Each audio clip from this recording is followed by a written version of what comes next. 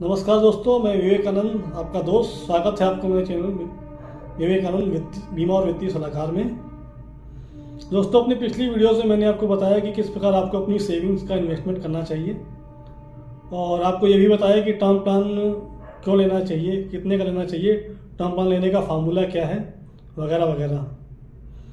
दोस्तों, आज मैं आपको जो जानकारी देने वाला हूँ वो बहुत ही रोचक, महत्वपूर्ण और आपके काम की है।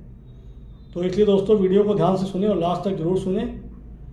और दोस्तों, अगर आप कोई टर्म प्लान लेने का सोच रहे हैं तो मैं आपको इस वीडियो में बताऊंगा कि आपको कौन सा टर्म प्लान लेना चाहिए और आपको टर्म प्लान लेते समय किन किन बातों का ध्यान रखना चाहिए और क्लेम रिजेक्शन से बचने के लिए आपको किन किन बातों का ध्यान रखना चाहिए। ठीक है दोस्तों।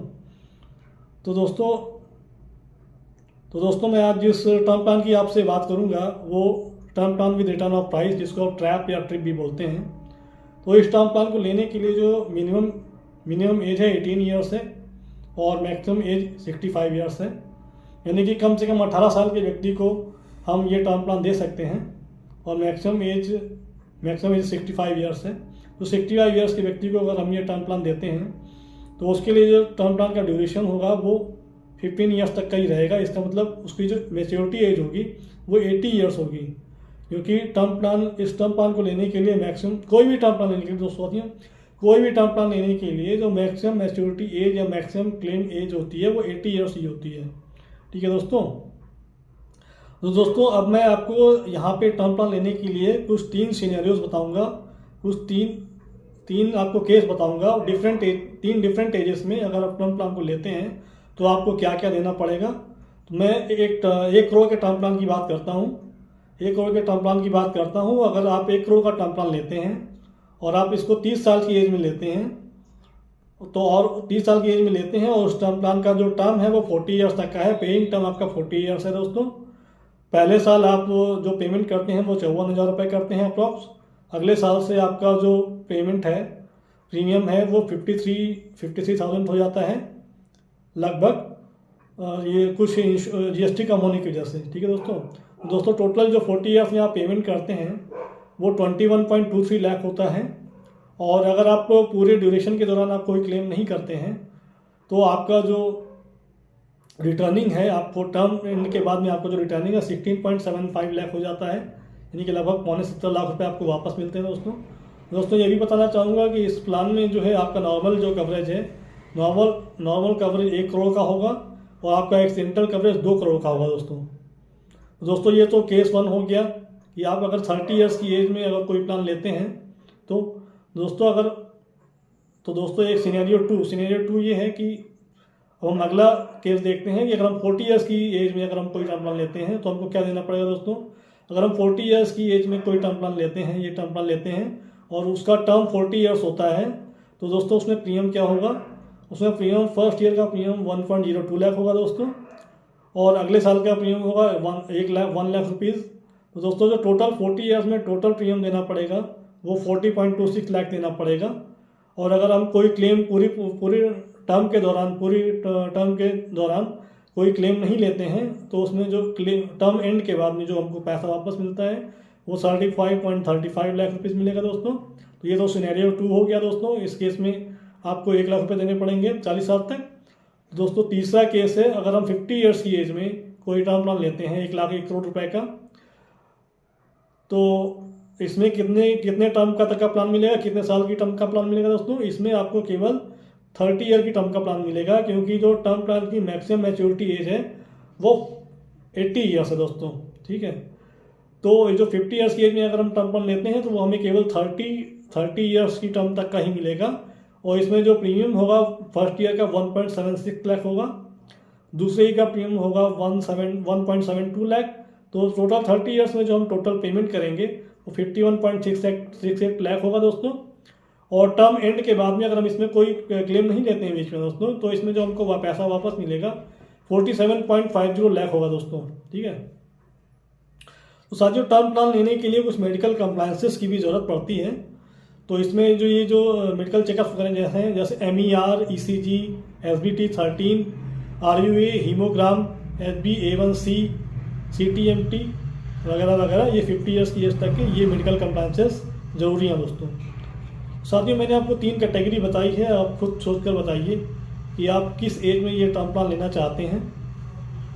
और वैसे साथियों ये मेरा सुझाव ये है कि आप 30 से 35 साल की उम्र आपको टर्म प्लान लेने के लिए बेस्ट है, सूटेबल है, क्योंकि इस एज में प्रीमियम आपको कम देना पड़ेगा और साथ ही साथ आपका जो मेडिकल होता है उसमें भी आप ज़्यादा फिट होते हैं दोस्तों।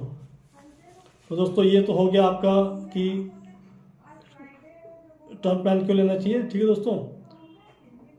तो दोस्तों अब हम बात करते हैं कि किस टर्म तक का प्लान लें, यानी कि किस टर्म तक का प्लान लें। जैसे कि आपको टर्म अगर 10 साल से, पेइंग टर्म आपका 10 साल से 40 साल तक का है, तो आप किस टर्म तक का ड्यूरेशन चूज़ करना चाहिए कि पेइंग टर्म आपको कितने साल तक का लेना चाहिए। तो दोस्तों इसमें मैं जो आपको सुझाव देता हूँ, इसमें मैक्सिमम ड्यूरेशन का सुझाव देता हूँ कि आप अगर 40 ईयर्स की मैक्सिमम टर्म है तो आप 40 ईयर्स का टर्म लीजिए, क्योंकि दोस्तों जैसे जैसे उम्र बढ़ती जाती है आपका एज पे रिस्क, लाइफ पे रिस्क बढ़ता जाता है, ठीक है दोस्तों। कभी भी आप 5 या 10 साल का टर्म प्लान मत लें, जैसा कि अक्सर लोग करते हैं, ठीक है दोस्तों। तो इसीलिए क्योंकि कम उम्र में जो लाइफ रिस्क होता है वो कम होता है दोस्तों, इसलिए मैं जो आपको सुझाव देता हूँ वो मैक्सिमम टर्म का सुझाव देता हूँ, ठीक है दोस्तों। तो दोस्तों जैसे कि मैंने अभी बताया कि किस पेइंग टर्म तक का प्लान लें, एक एग्जाम्पल से मैं समझाता हूँ, ठीक है दोस्तों। सपोज़ कि आप एक एज 30 ईयर्स है और आप कोई टर्म प्लान लेते हैं 5 से 10 साल तक के लिए, ठीक है दोस्तों। आप टर्म ख़त्म होने के बाद में आप सकुशल रहते हैं, कुछ नहीं होता है। अब आप सोचते हैं कि अब चलो मुझे फिर से प्लान कराना है। तब जब उस प्लान को दोबारा से लेने जाते हैं तो आपका एक तो प्रीमियम बढ़ जाता है, 50,000 से 1 लाख हो जाता है, ठीक है दोस्तों। और दूसरा ये है कि आपको जो मेडिकल कंप्लायंसेस होती हैं उसमें आपको प्रॉब्लम हो सकती है, क्योंकि एज बढ़ने के साथ साथ आपका जो है बीमारियों का खतरा भी बढ़ता जाता है, ठीक है दोस्तों। जैसे कि शुगर हो गया, ब्लड प्रेशर हो गया और हार्ट प्रॉब्लम्स हो गई वगैरह वगैरह, ठीक है दोस्तों। तो दोस्तों अब ये टर्म प्लान लेते समय ये भी बात ध्यान में रखिए कि यदि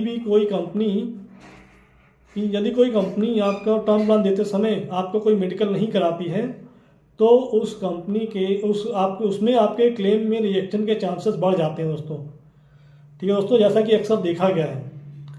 तो इसीलिए मैं आपको लॉन्ग टर्म वाला टर्म ही सेलेक्ट करने के लिए बोलता हूं दोस्तों। अब दोस्तों आप आते हैं कि अगर आप टर्म प्लान लेते समय क्लेम रिजेक्शन से बचना चाहते हैं तो आपको किन किन बातों पे ध्यान देना पड़ेगा, किन किन बातों से आपका टर्म प्लान का क्लेम रिजेक्ट हो सकता है, ठीक है दोस्तों। तो इसमें जो पहला कारण है क्लेम रिजेक्ट होने का, कि आपको आय के बारे में गलत जानकारी देना। अगर आप अपनी आय के बारे में, अपनी फैमिली हिस्ट्री के बारे में कोई गलत जानकारी देते हैं तो आपका जो टर्म प्लान का जो क्लेम है वो रिजेक्ट हो सकता है दोस्तों, ठीक है दोस्तों।